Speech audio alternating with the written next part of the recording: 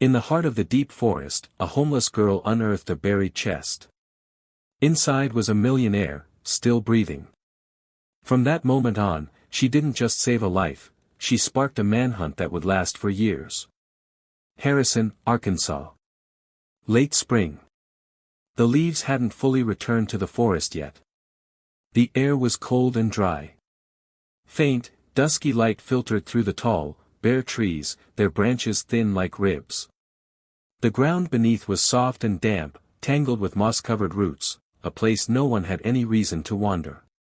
Emily Grace, 12 years old, hair matted, sleeves torn, dragged an old, rusted shopping cart behind her. Beneath a tattered plastic sheet was everything she owned, a reused plastic water bottle, a scrap of denim wrapped around tools for scavenging, a frayed raincoat she used as a blanket, and a one-eyed stuffed bear, the only thing she had left from the orphanage. Inside the cart were a few crushed beer cans, some broken electronics, and a bit of copper wire. Every day was a hunt to survive.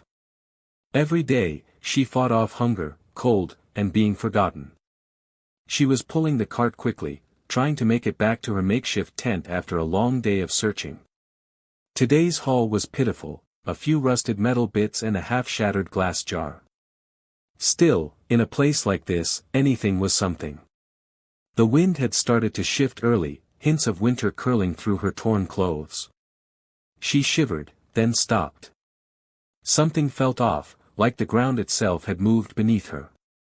Emily crouched down, eyes narrowing in suspicion.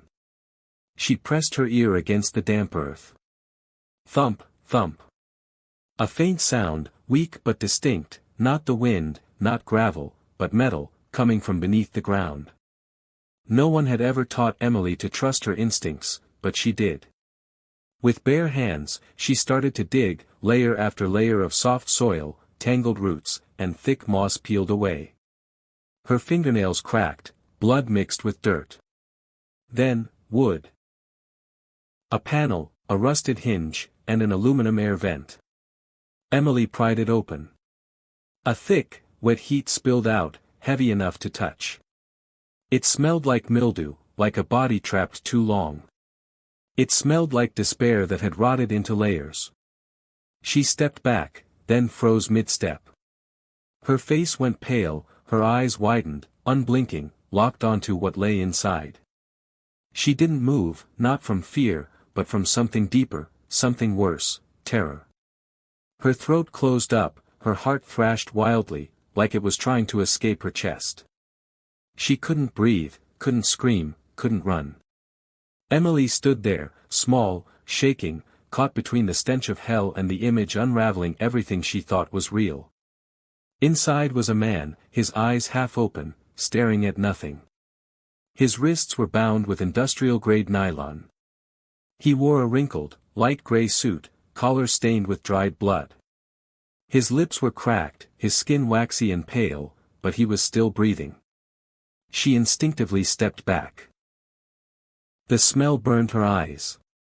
But then his gaze, Henry's gaze, stopped her. It wasn't the look of someone dying, it was the look of someone who had once lived fully and had it violently stolen away.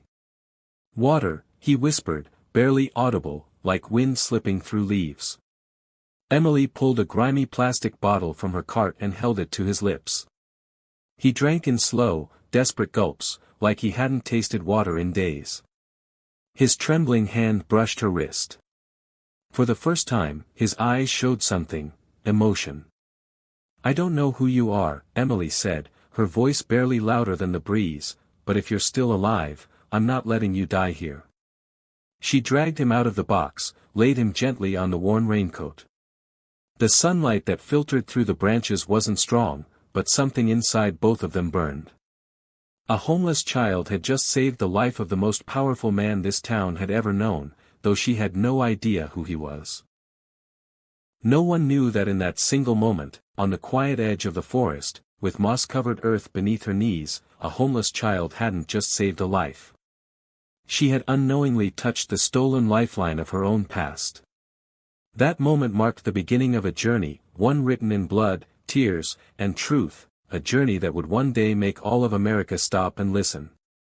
Emily had no idea that what she did, offering a bottle of water, holding a stranger's gaze, whispering a single sentence, would not only keep that man alive but also set into motion a chain of events far bigger than she could ever imagine.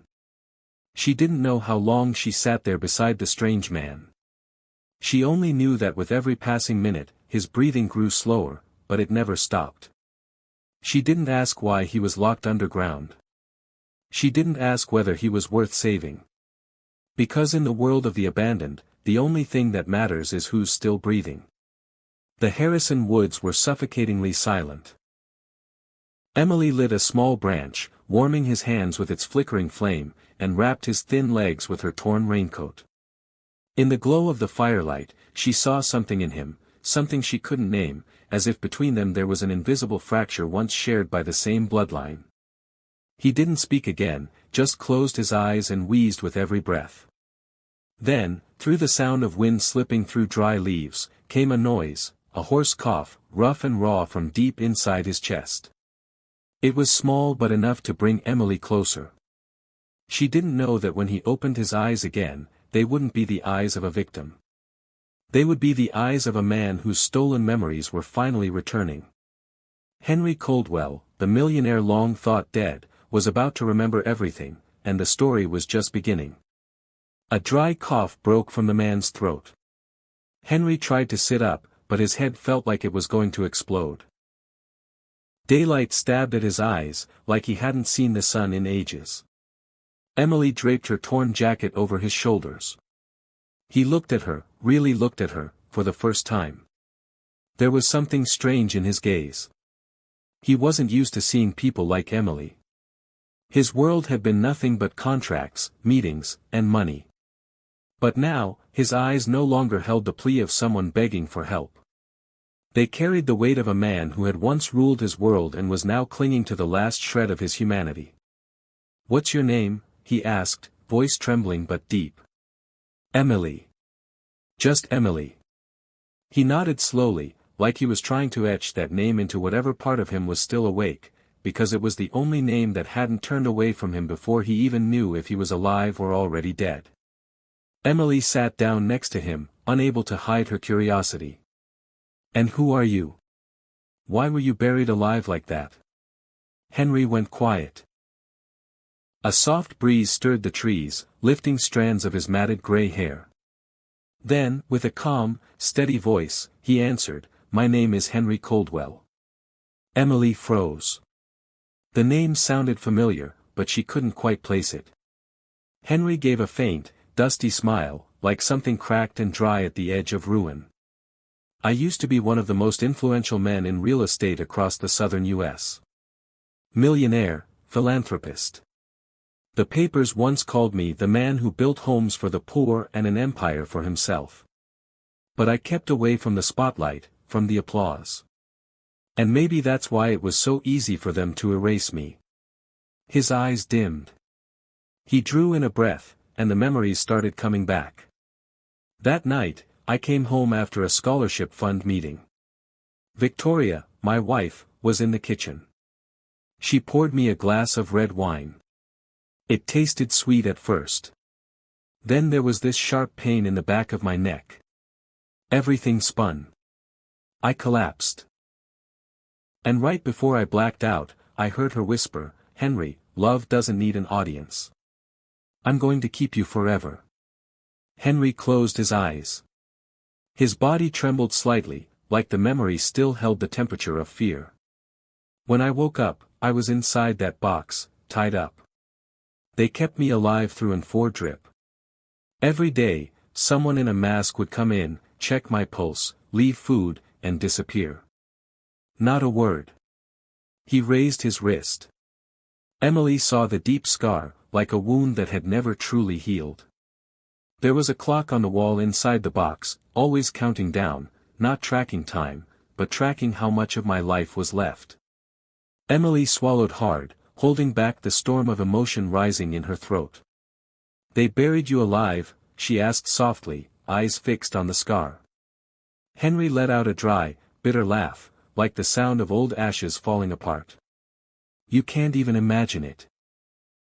Someone hating you so much, not that they want you dead, but that they want you to exist just to watch you die slowly in silence.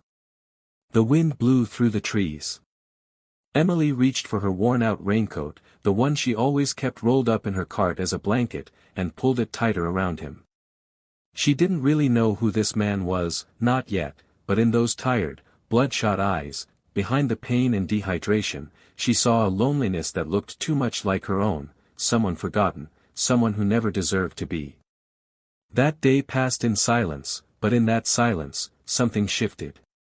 The journey to uncover the truth and reclaim the dignity of Henry Coldwell had begun.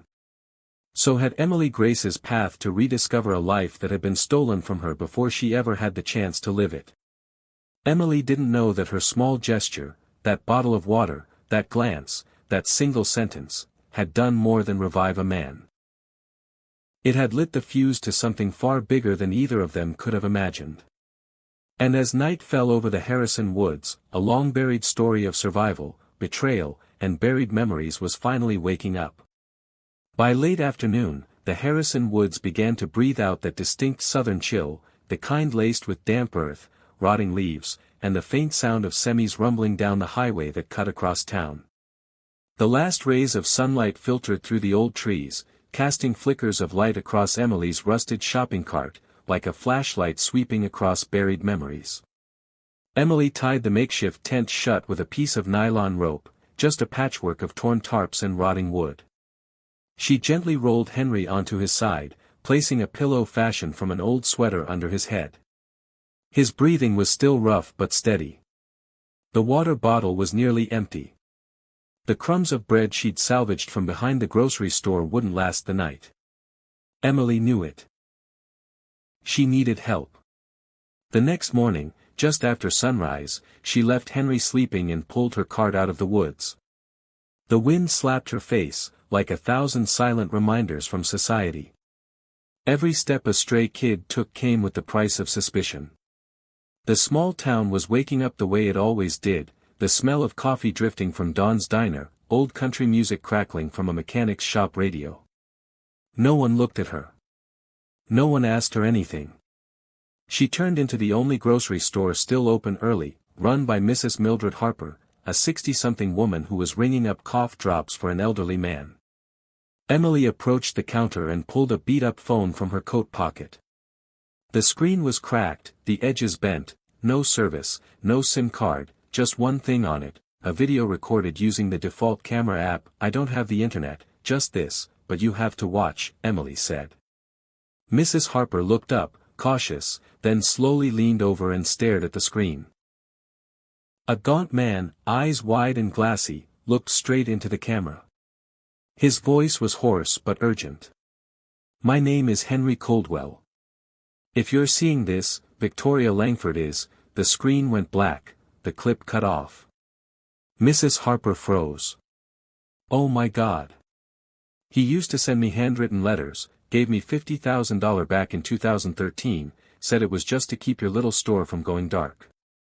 I never met him in person, but I heard about him all the time. He's that millionaire who helped people quietly, donated to small towns. I was one of them." Emily nodded. She didn't know who Henry really was, but she was sure of one thing: she had saved a man worth saving. Mrs. Harper reached for the landline and dialed. "Felicia, it's Mildred. You need to get to town. It's about Henry Coldwell." On the other end, a young woman sat frozen in a free clinic exam room, the same woman whose entire medical education had been funded by a scholarship Henry Coldwell created. The sky turned gray, the wind picked up. Back on the road to the forest, Emily didn't know that the moment she hit record, an entire web of lies had started to crack, and Victoria Langford was about to face the one thing she could never control. When Henry opened his eyes to the first true daylight he'd seen in what felt like forever, he had no idea the outside world had already begun to shift. And in that world, a fragile, fierce little girl was quietly paving the path for the truth to rise from the dirt. Felicia Tran dropped her pen. The hand that had been writing mid-sentence slid off the patient file. She whispered a name she hadn't spoken in 6 years, a name that had once unlocked the door to her entire life, Henry Coldwell. She owed him more than a career. He had given her the chance to escape a childhood of cramped poverty and step into the world as a doctor. It was Henry who had quietly funded the free clinic where she now sat, where hundreds of patients too poor to pay still had a place to be saved. News that Henry was alive, held captive, it couldn't be fake. And if it was true, Felicia knew she couldn't stay silent. That night, in a secluded estate outside town, Victoria Langford sat motionless in front of a screen.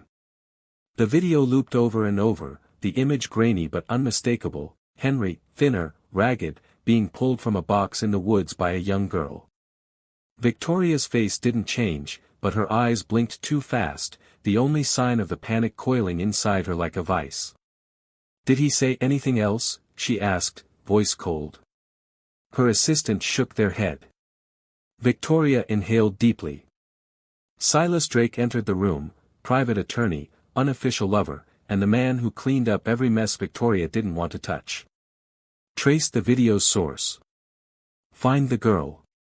Wipe everything. She locked eyes with him. And this time, don't let her live. At a roadside bar near Harrison, Lucinda Bell sat at a corner booth with her laptop.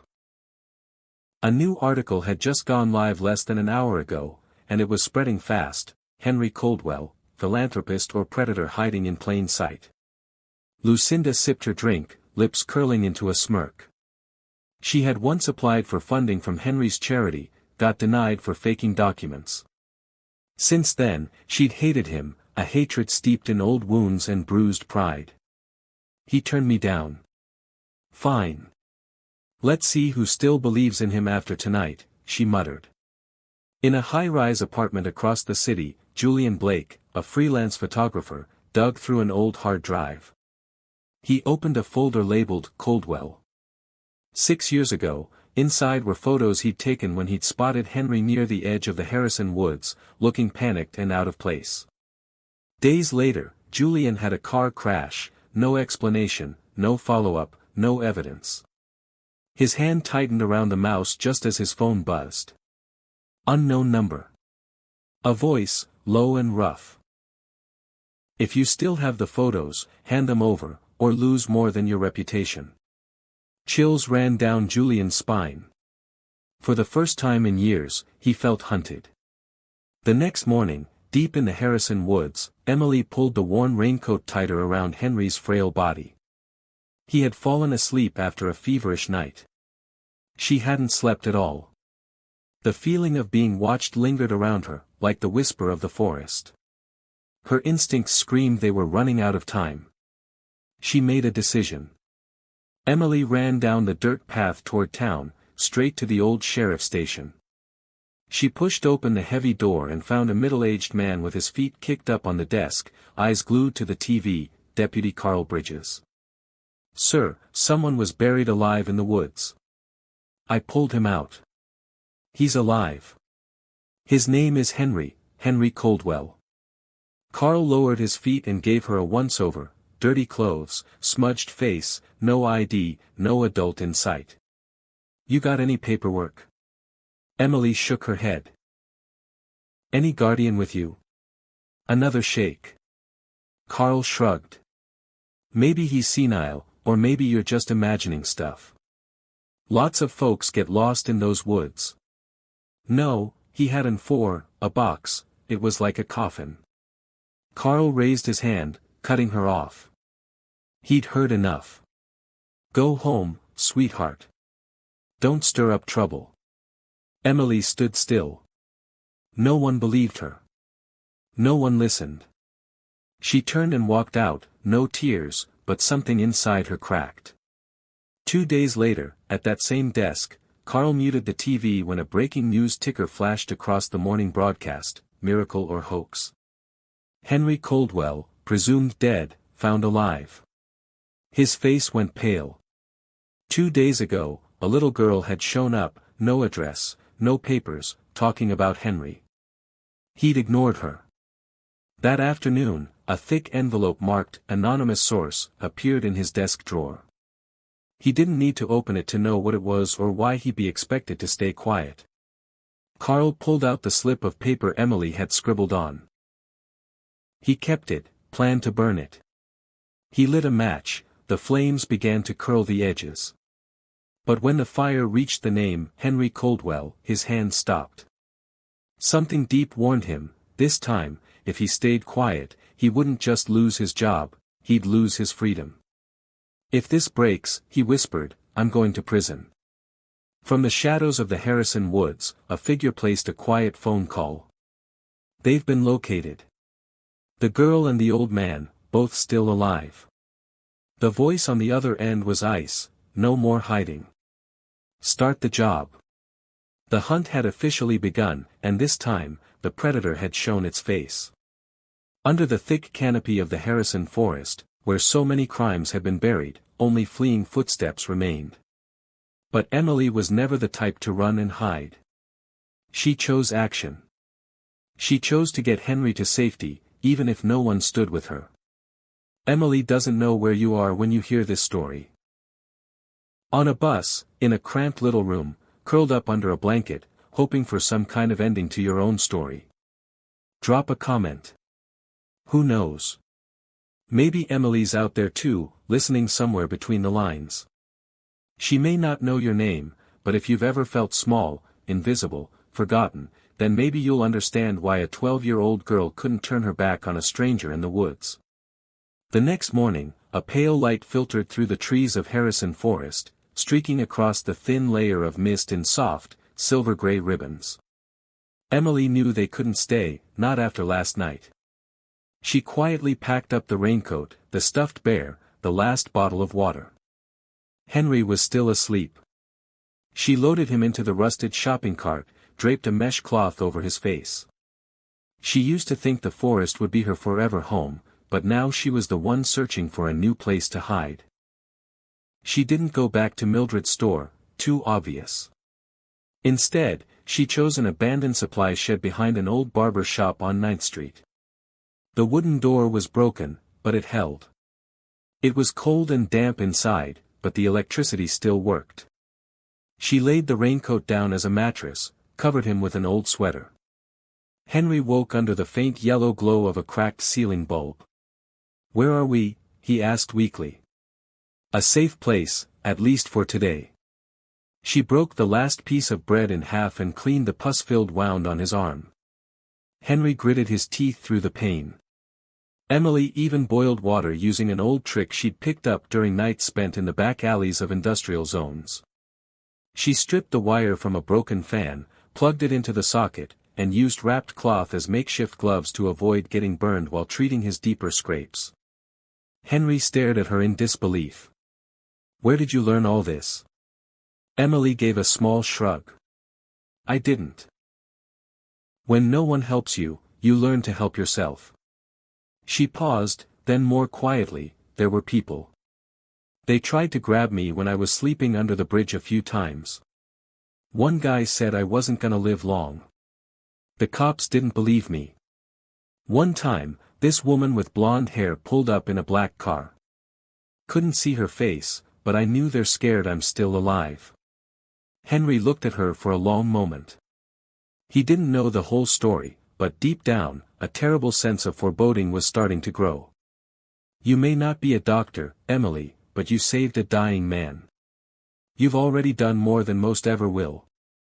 Meanwhile, Silas got the update, the forest camp was empty. Back at the estate, Victoria smashed her wine glass and shouted, "This girl isn't just lucky. She's a threat." Lucinda published her second article. Carl came under internal investigation. Julian received a second death threat. The entire web of corruption was beginning to unravel, one rotted thread at a time.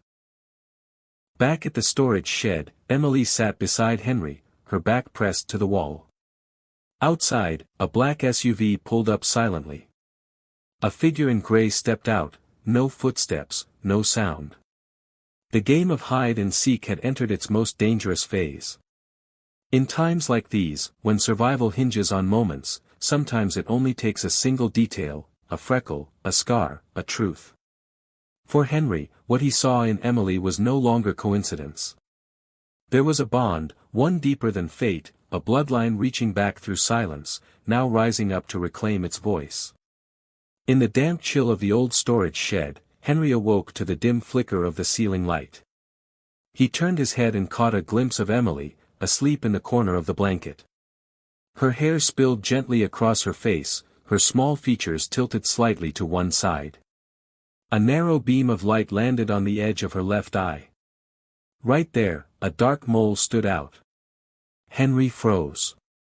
A memory surged forward, uninvited. That mole. It was identical to the one Anna had, the same spot, the same size. He remembered the first time Victoria met Anna. She had said it like a prophecy, "Look at this, a mole right at the corner of her eye, just like your first daughter, the one you lost. Like fate gave her back to you."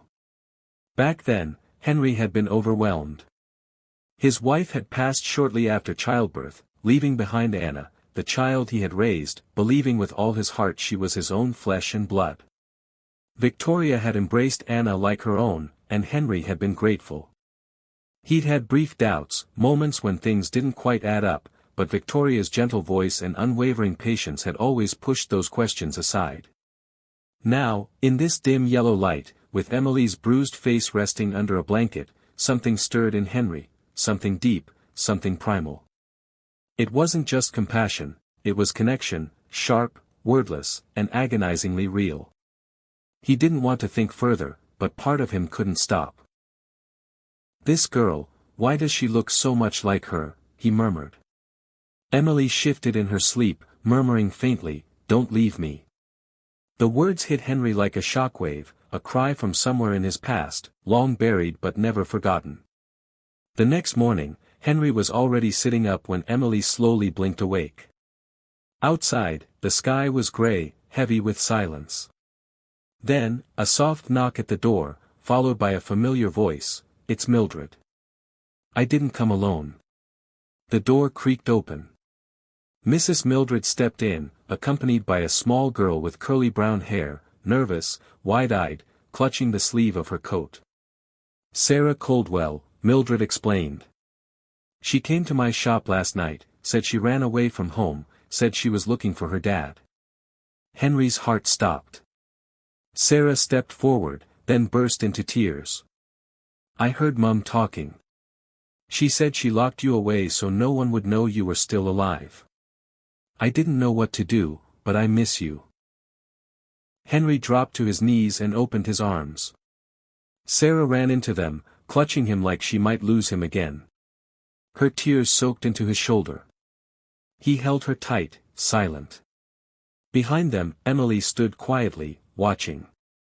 Henry said nothing, but his eyes drifted back to Emily, to the mole, to her eyes, to that unshakable, familiar pull. And in that stillness, he made a decision. He turned to Mildred, speaking low. "I need to stay here with both girls for now. I need to reach out to the people who are looking for me, but quietly. No one can know I'm alive, not yet." Mildred nodded. She didn't ask questions. She simply closed the door behind her, as if sealing away the past and quietly opening the first page of something new, a journey not just to survival, but to reclaim the truth that had been stolen. In the pale light of a new morning, Henry knew he couldn't wait any longer. It was time to face what he feared. And sometimes, to know who a child really is, you have to accept truths you never dared to believe. Early morning at Mrs. Mildred's house, dew still clung to the window panes, and the crisp crackle of toast echoed softly through the corners of the old kitchen. Henry sat silently at the wooden table, his gaze fixed on a small crack in the glass, as if staring into the fracture running through his own memory. Emily and Sarah sat nearby. Sarah clutched her worn-out teddy bear, while Emily scribbled aimlessly on an old newspaper, drawing crooked lines without meaning. No one spoke. It was as if every sound had been hushed, making room for a quiet storm that hadn't quite arrived but was already near. Henry watched the two girls. Sarah, with her curly brown hair and sharp, sensitive eyes, was the one child he was sure was his. She looked just like Victoria had as a child. But his eyes lingered longer on Emily, not just because of her bravery, but because something in her felt painfully familiar. A memory flickered. Anna, the little girl he'd raised as his own with his first wife, used to sit just like that, same quiet posture, same way of tilting her head, same eyes carrying a sadness far too old for their age. And then the question came, sharp and sudden, what if Anna had never really been his child? What if the girl in front of him, the one abandoned, the one who had saved him, was the one he was meant to find all along? The thought clenched his chest tight. Had he spent all these years living beside a lie? Henry turned to Mildred. I need a phone, untraceable, no registration. Mildred nodded. She understood some calls aren't for phone companies. A little while later, she returned with a dusty flip phone and an old notebook with yellowing corners. Henry flipped through the pages, names of people who owed him a promise or a memory. On page 3, he stopped, Luis Ortega, private investigator, Boone County. He dialed. The ringtone buzzed through the silence. Henry gripped the phone tightly, eyes shut, a long breath, like he wasn't just calling a person, he was calling a former version of himself. Ortega, it's me. Henry Coldwell. Silence. A chair scraped, a glass shattered in the background. Then a breathless voice, Jesus Christ, I thought you were dead. I'm alive. But I need to know what I lost while I wasn't. Henry explained briefly, the girl, the box, the mole near her eye, the growing suspicion that refused to leave. I need you to help me confirm who she is. Ortega exhaled slowly. Send me a hair sample or something with her DNA. I've got someone at St. Clair Hospital who can run a quiet test. Later that afternoon, Ortega arrived, his coat streaked with road dust, his stance stiff as always, but his eyes sharp, the same. They sat together, like two men who'd survived an explosion no one else knew about. I dug up the original birth records, Ortega said. 2 girls, Emily Grace and Anna Coldwell, same day, same hour, same hospital. He paused. And here's the part that'll shake you. Emily's mother's name on file was written over by hand. Anna's file. It had the official tracking code, except the parental DNA match was missing. Henry went still. The teacup in his hand trembled. Ortega pulled out a small Ziploc bag. Inside, a folded original document. Someone tried to erase the trail, but they cleaned it too well. Only someone with total access to hospital records could pull that off. One name crossed both their minds at the same time, Victoria Langford Coldwell. Emily sat nearby, too far to hear clearly, but something made her look up. She stepped closer to Henry, still clutching her teddy bear. Before Ortega left, Henry walked over to Emily, who had dozed off against the wall. He knelt beside her, his hands trembling as he gently touched her tangled hair. With near-sacred care, he picked a single hair off her old coat. He wrapped it in a clean tissue and slid it into a small envelope. Don't hate me for this, he whispered, his voice barely audible. If the results tell you something no one ever dared to say, at least for once, you'll know who you are. He stood slowly, the envelope in his hand. It was light, but it felt like he was holding a piece of his own heart. I'm okay if you need to know who I am, Emily said softly. Henry looked up. His eyes met hers, and in that moment, the silence between them was louder than any scream he had ever known. You don't have to prove anything, she said, but this time, you deserve the truth. Ortega watched them both, then slowly stood. I'll run the test, but it'll take a few days. In the meantime, you need to prepare yourself. If this turns out to be real, Victoria won't stay quiet. Henry nodded. There was no hesitation now in his eyes, only the steady fire of a father, a man whose life had been stolen and who was ready to take it back. This time, I won't let anyone take anything from me again. The truth had already started to spread. There was no containing it. Now, those who once manipulated everything from the shadows were beginning to show their faces. And Emily, the child who once had no name, was now at the center of a storm for justice. 2 days later, after the DNA results came in, headlines flooded local papers and regional news stations: Henry Coldwell alive, not a hoax. Arkansas radio stations were overwhelmed with calls, supporters, skeptics, outraged citizens demanding accountability for the lies they had once believed. Before the press conference, Henry contacted an old friend, a retired news producer, who helped organize the event at the city's media center. That morning, Henry walked out before a wall of cameras. He adjusted his collar.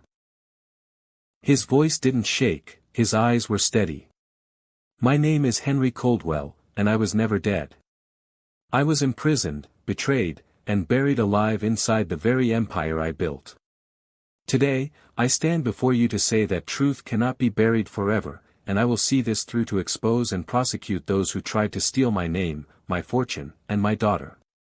The room fell completely still, only the sound of camera shutters clicking steadily, like the slow, certain heartbeat of justice returning. At the Coldwell estate, federal agents and state police burst through the doors before dawn. Victoria Langford Coldwell was handcuffed in her bedroom, her eyes wide, not in shock, but in realization. She had always known this day might come. Silas Drake, standing beside her, didn't resist when questioned. He simply said, "I'll talk. Everything. I want a reduced sentence." He led agents to 2 hard drives hidden behind a mural, containing recordings of secret meetings, financial transfers, and videos that proved Victoria had masterminded Henry's captivity. Daniel Voss, the Coldwell Corporation's head of communications, was already waiting at the FBI office. He lowered his head. "I have internal documents.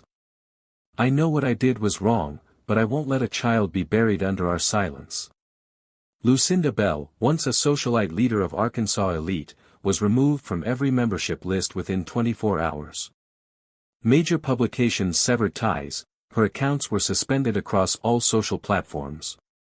A formal statement read, "Due to defamatory actions and promotion of false narratives, Lucinda Bell no longer represents the values of this community."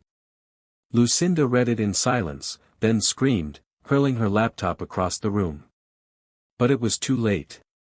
At the Arkansas State Courthouse, an emergency hearing was held. Alongside FBI evidence and witness testimonies, an unexpected figure stepped onto the stand: Dr. Felicia Tran, community physician, former scholarship recipient, and the doctor who supervised the DNA testing. She presented the official report: 2 samples, one from Emily, one from Henry, 99.98% match. But what shocked the courtroom more was the original medical file. Emily had been born at the same hospital, same day, same hour as Anna, the child who had lived her life as Henry's daughter. "The hospital records show tampering," Felicia said. Emily's birth mother's name was altered. Anna's file contains no DNA evidence linking her to her father. This kind of manipulation would have required internal hospital collusion or outside influence. The courtroom fell silent. Then Dr. Felicia Tran clicked to the next slide. On the projector screen, a close-up photo appeared, a mole beneath Anna's eye. "We had this examined by a dermatological specialist," Felicia said, voice steady. "This mole is not natural.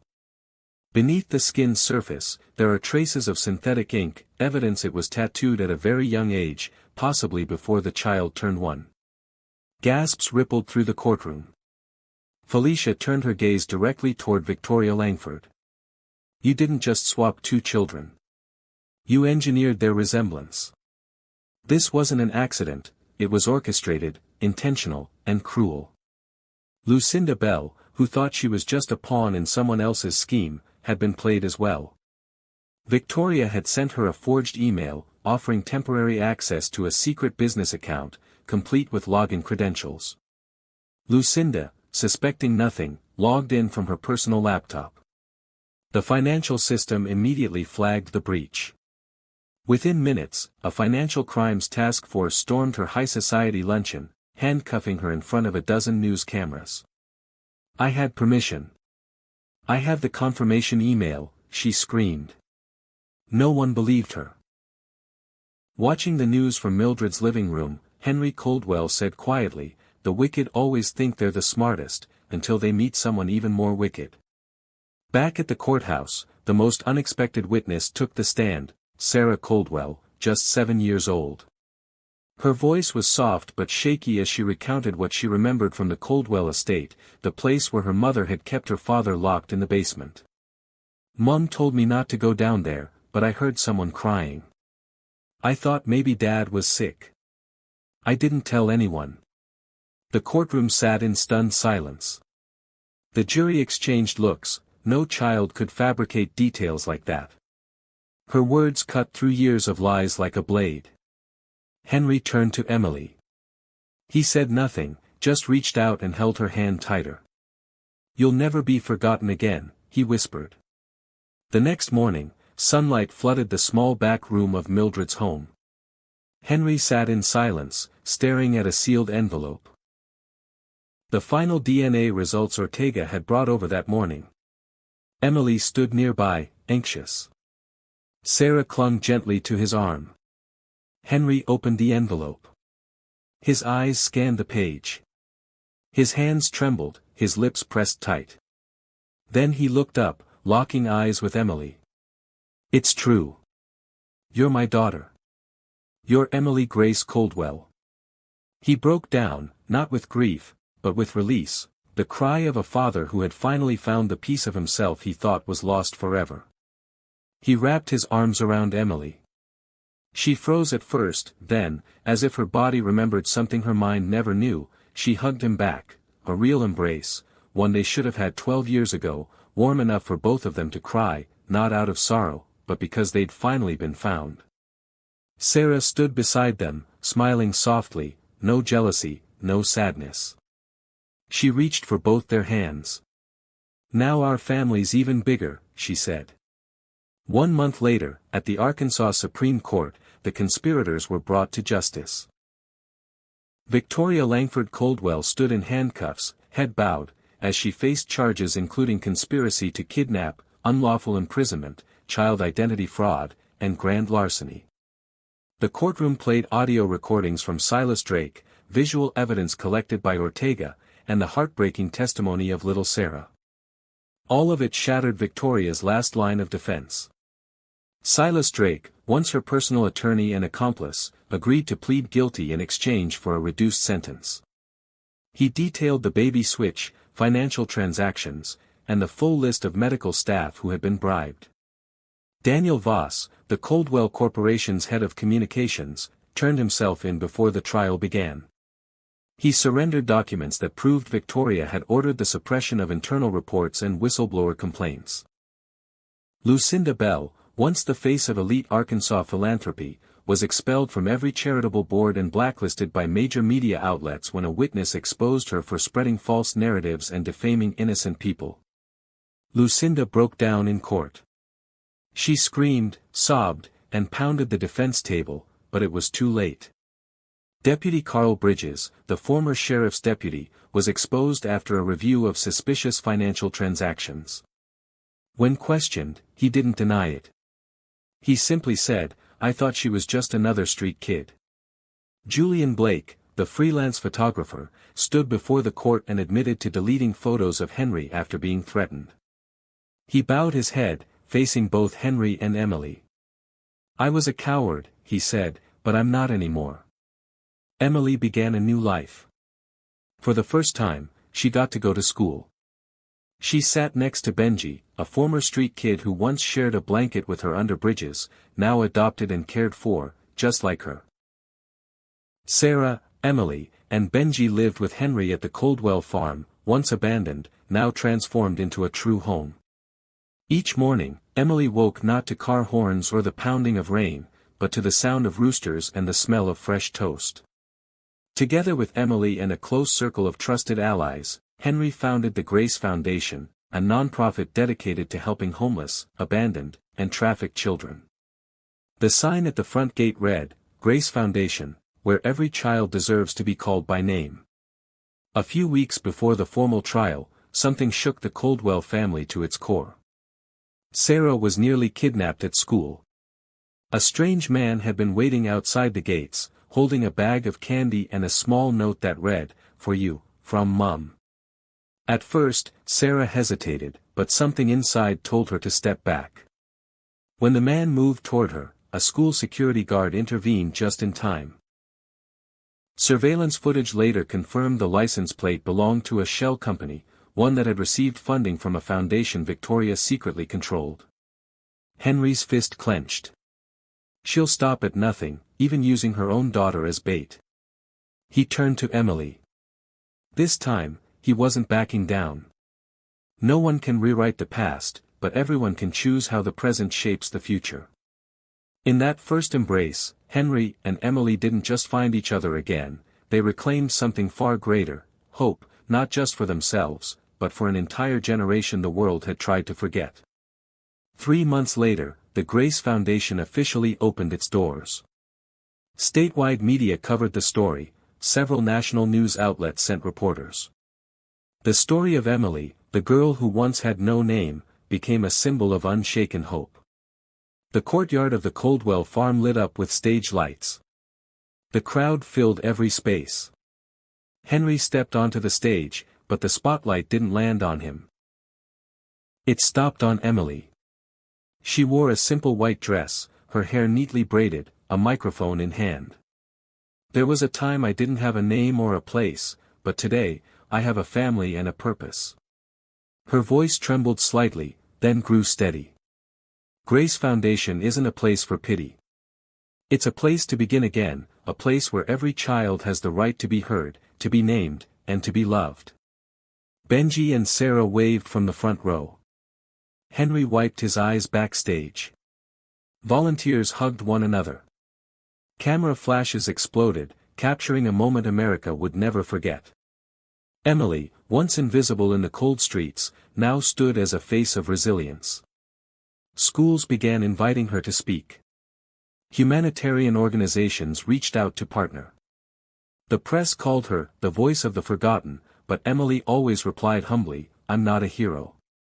I survived. Now I just want to be useful." In a small house a few miles from the farm, Anna, the girl who once lived under Emily's stolen identity, was now being raised by a trusted foster family. Though her biological mother, Victoria, was serving time, Anna was never blamed. She went to school, received therapy, and often visited Sarah and Emily. During a full picnic, Anna once asked Henry, "Was I a mistake?" Henry knelt down, meeting her eyes. "No, sweetheart. You are part of the truth, and you deserve to be loved, not because of who gave birth to you, but because of who you are." That night, Henry stood alone in the backyard. Emily walked up and handed him a cookie. She hesitated for a moment, then spoke. "Dad." Henry turned. He froze, not because of the word, but the way it sounded. For the first time, it wasn't "sir" or the quiet distance between a stranger and a savior. "Dad. Thank you for not giving up on me." Henry dropped to his knees, pulled her close. His shoulders trembled. For the first time in his life, he felt forgiven, not by words, but by the unconditional acceptance of a child who had once had nothing. "I owe you a childhood," he whispered, "and I'll spend the rest of my life giving it back to you, every day, every meal, every bedtime. I promise." "I snuck this from the party," she smiled, holding up the cookie, "better than any feast." Henry grinned.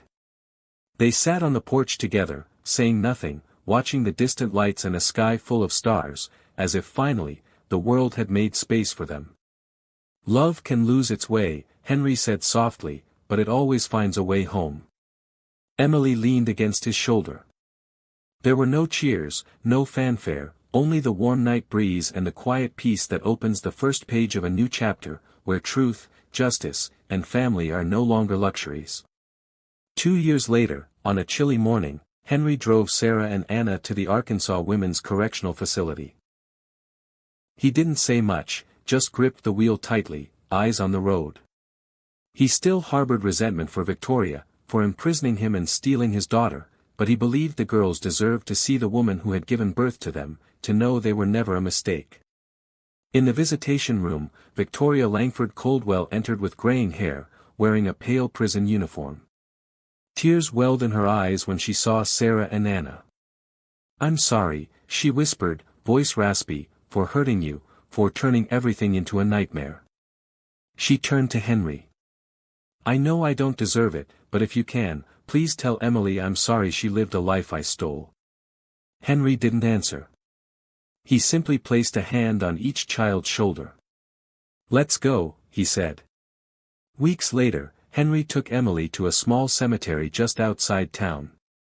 He stood before the grave of his first wife, the kind woman who died sick before the truth could ever come to light. "I failed you," he whispered. "I believed the wrong people, and you died with your name buried beside you. But Emily is home now, and I'll love her for both of us." Emily gently placed a white flower on the headstone. Her eyes shimmered. "I'm sorry I came late, Mum, but I'm here now." 15 years later, the Grace Foundation had become one of the largest nonprofits in America.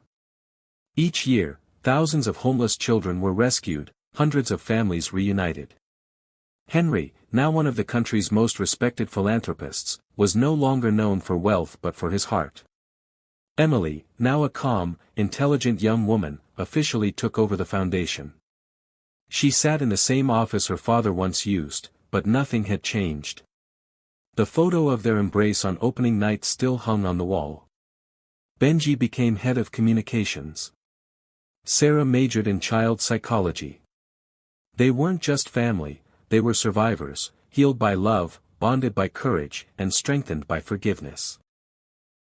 Every year, on the anniversary of the day Emily found that box in the woods, they gathered together. They lit a single candle to remember, love can lose its way, but it always finds a way home. If you've ever felt forgotten, if no one ever said your name, or you believed your story wasn't worth telling, believe this, healing begins with one small step. And maybe, just maybe, you are someone's light, just like Emily was Henry's. If this story touched something in you, share it. Someone out there is still waiting to be seen, to be rescued, to be loved. The world is growing quieter, but the past hasn't closed. Because with every truth revealed, a shadow long hidden demands its turn in the light. And this time, Emily will face something larger than herself, a system of stolen identities that's been hiding in plain sight for decades. One winter night, wind whipped down from the Ozark Mountains, biting through skin and silence alike. The Grace Foundation farm sat still, as if asleep. But just beyond the gate, a man in a worn leather jacket and low-pulled knit cap stood quietly in the shadows. His name was Mason Drake, younger brother of Silas Drake. More than a decade ago, Mason had served as a senior security specialist at the Coldwell Corporation, then vanished without a trace after Silas's arrest. No one knew that Mason had been the first to warn Victoria about the risk Emily posed. It was Mason who had broken into the orphanage years ago, stolen Emily's original records, and staged the fake accident that erased her identity. Now, he had returned, not to bury the past, but to make it right.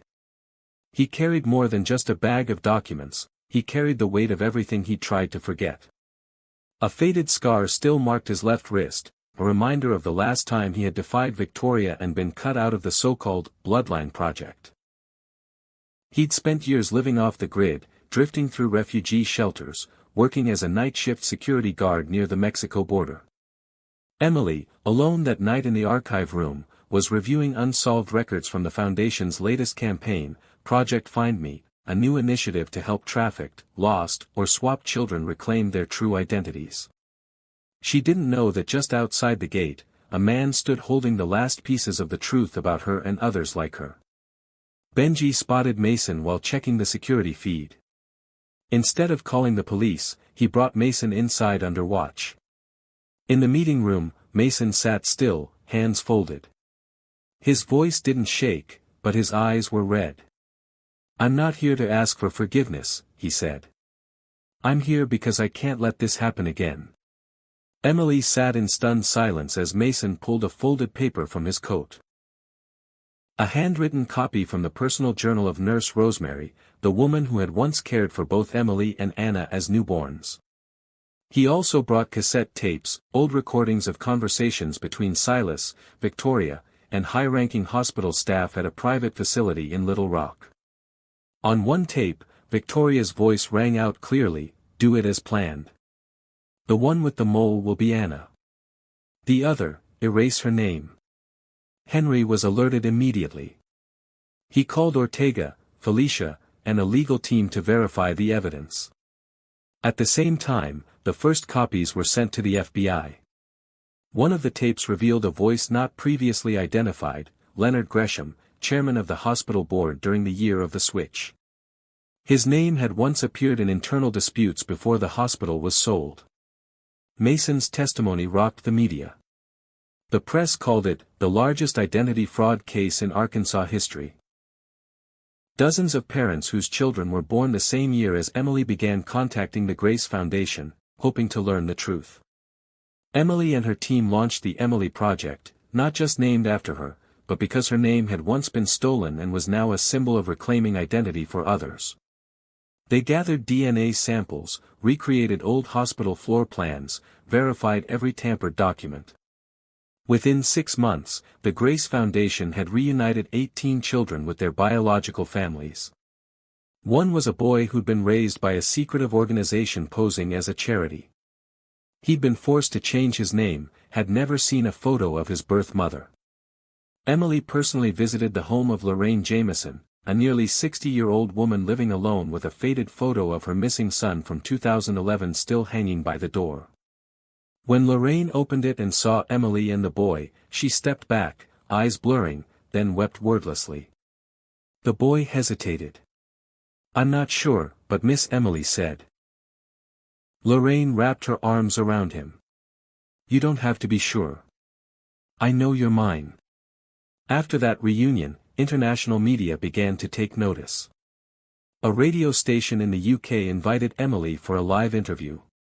When asked what she would say to people who believed a street kid couldn't change anything, she simply said, "Sometimes, all it takes to change the world is one person who refuses to turn away from the truth."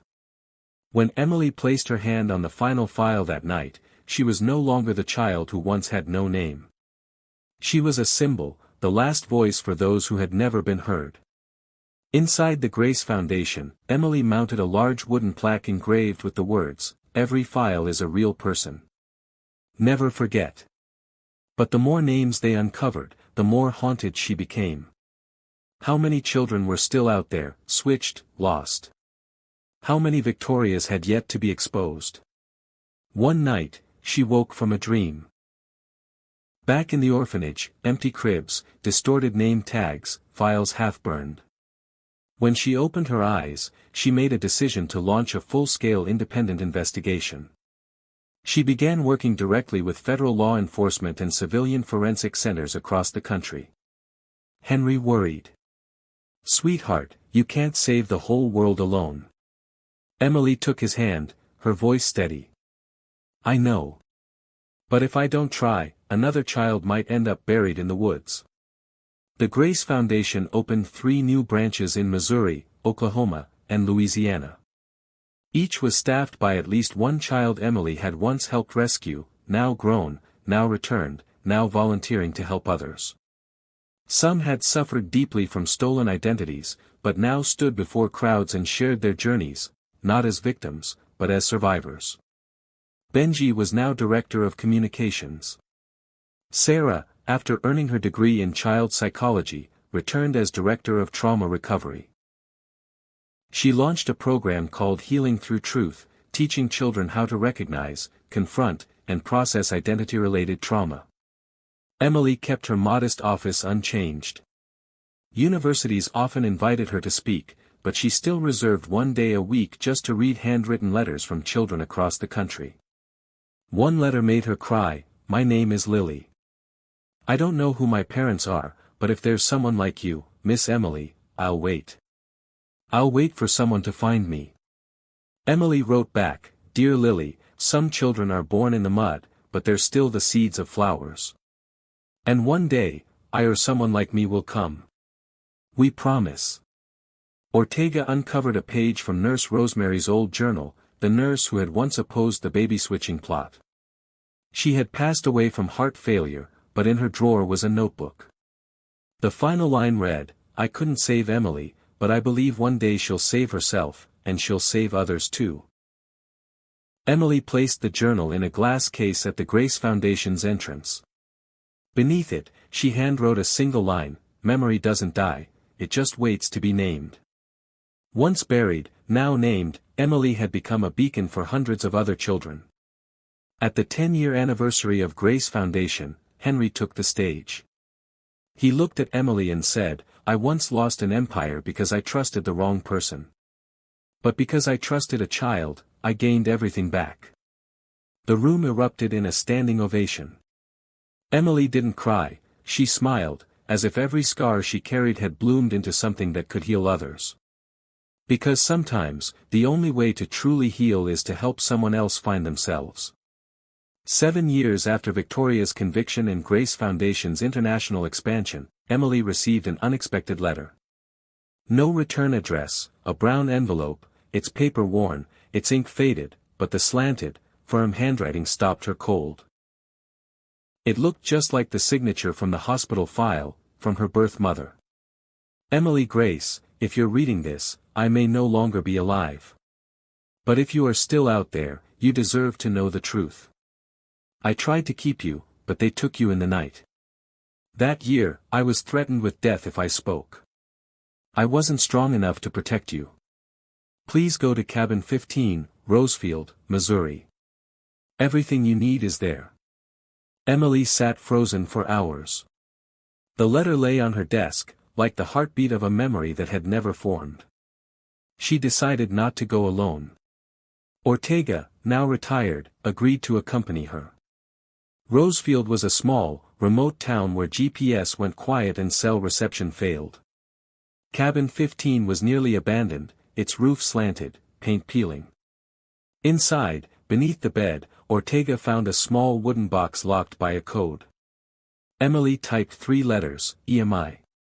It clicked open. Inside was a journal, handwritten pages streaked with water stains.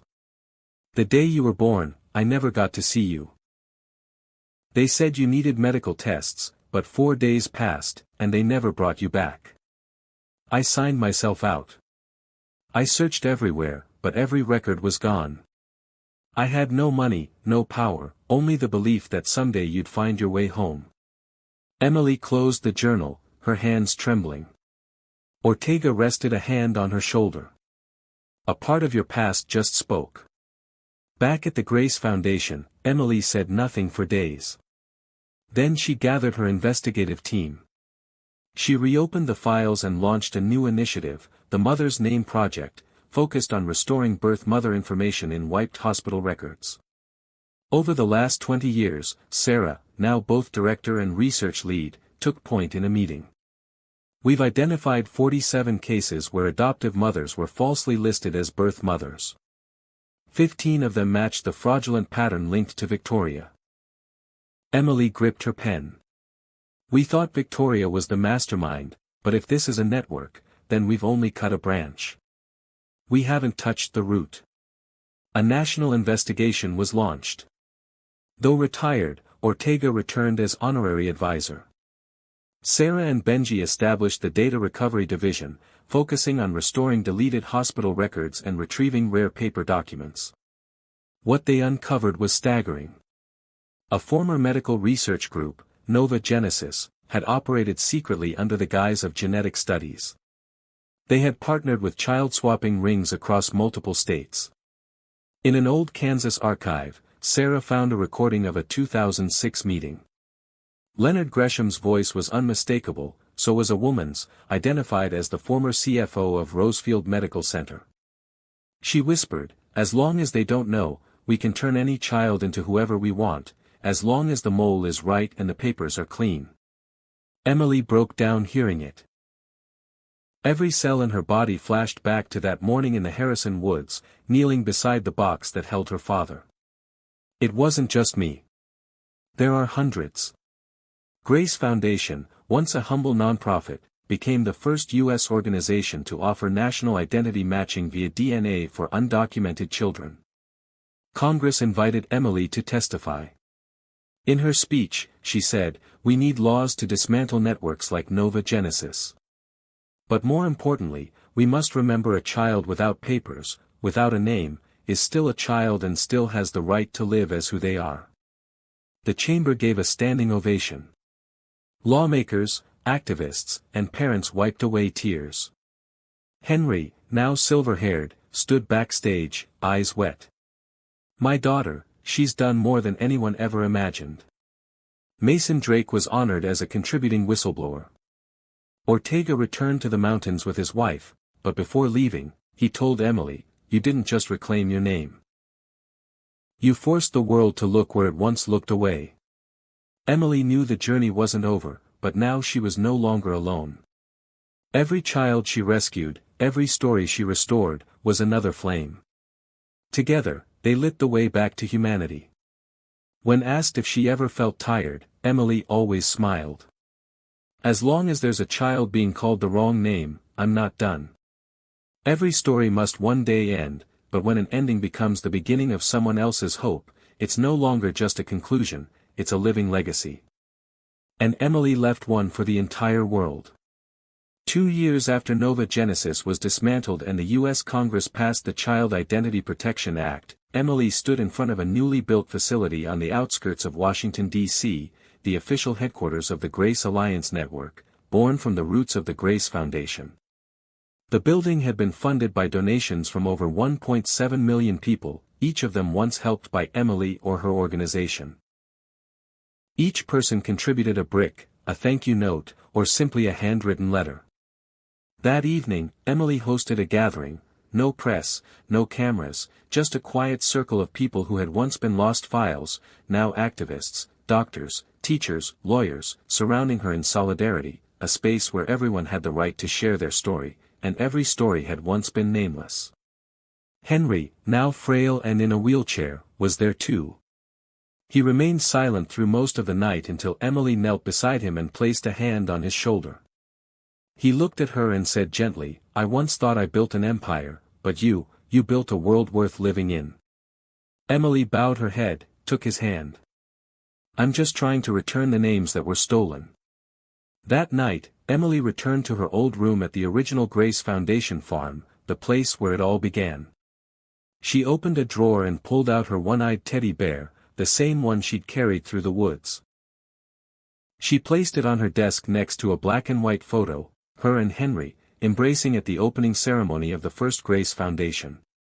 A little while later, Sarah and Benji joined her. They sat quietly, watching the dark fields outside, where the only light came from a small lamp above the gate, always left on as a promise no one would ever be lost again. "Do you think we've gone as far as we can?" Benji asked. Emily smiled, shook her head. "No, but I'm not walking alone anymore." Outside, a bus pulled up. A young girl with curly hair and a tattered cloth bag stepped off. She looked at the sign, Grace Foundation. Then turned to the driver. "I heard someone here used to be like me." The driver nodded toward the lit house. "She's still there, still waiting." And like a perfect, quiet loop of fate, Emily opened the door. Her eyes met the girl's, no promises, no introductions, just a nod and a silent welcome. "You've come to the right place." Every journey must one day end, but sometimes, the end of one road becomes the beginning of another, a life finally called by its true name. Before we close this story, remember, the world was not built by perfect people. It was built by ordinary ones who chose not to stay silent, who chose to believe in what's right, even when no one else did. Emily had no superpowers, she wasn't given strength. She only had belief that the right hand, extended at the right moment, can save a life, that one honest voice can bring down an entire system built on lies. She believed in her choice, even when she stood alone.